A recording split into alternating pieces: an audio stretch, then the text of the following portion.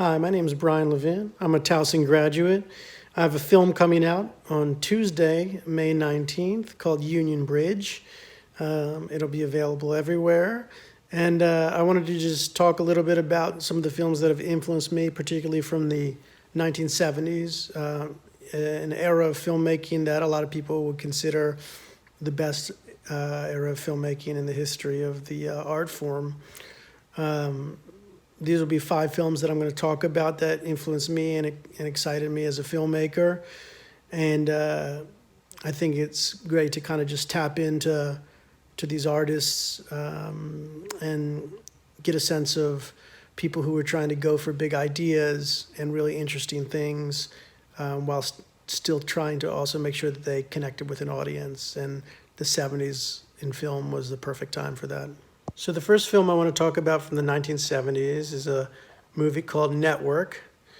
It's an electric movie. It really captures the spirit of the times of the 70s and things being a bit chaotic and in disarray, and people being a little bit fed up with things.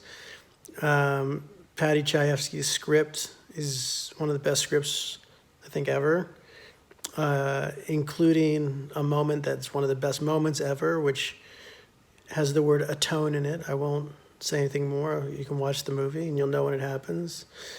Faye Dunaway is amazing. And this is just a great example of filmmaking really at its peak. The next movie from the 70s I want to talk about is Mean Streets, one of the early films by Martin Scorsese, where you can see his style right from the beginning, a lot of kind of moving cameras, a lot of really fun, exciting dialogue and action, music cues, the way that only Martin Scorsese can do it, starting with the opening with the Ronettes, Be My Baby. Right away, you know you're dealing with a master filmmaker.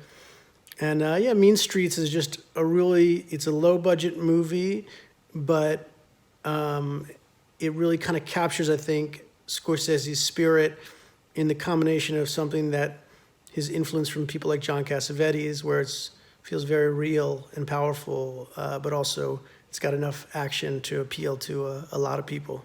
The next movie from the 70s is American Graffiti. This is George Lucas's second feature film, made on a very low budget, made a huge amount of money. It was a movie that was really almost shelved and put as a straight-to-TV movie. Fortunately, it came out and exploded at the box office and paved the way for Lucas to do a little movie called Star Wars right afterwards. American Graffiti is a very special movie. It really is kind of captures the zeitgeist or the current or the electricity of that era of the 50s, of cars, of cruising down the street, of music from that time. And you can just kind of feel that, and there's wall-to-wall music, you can just feel that Lucas is just operating at a totally different level than everybody else.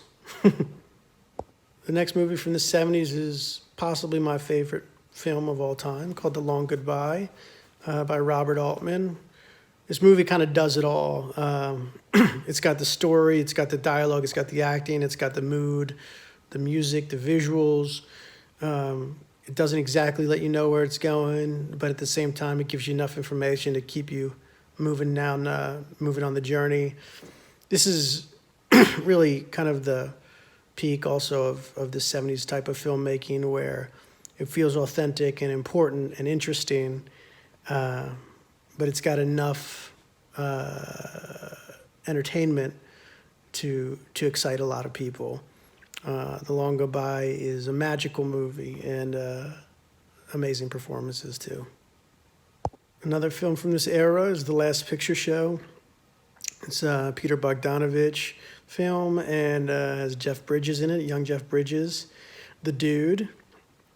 And The Last Picture Show is kind of like almost like a European film made in America. It's got a slower pacing. It really allows things to breathe. It captures a small town in a certain era where there's not a lot going on.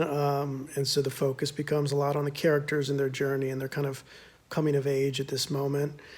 It is definitely kind of a landmark film in the way that it combines European sensibilities of cinema and American, and the type of movie that makes sense that it came out in the 70s during an era where the filmmaking was like that.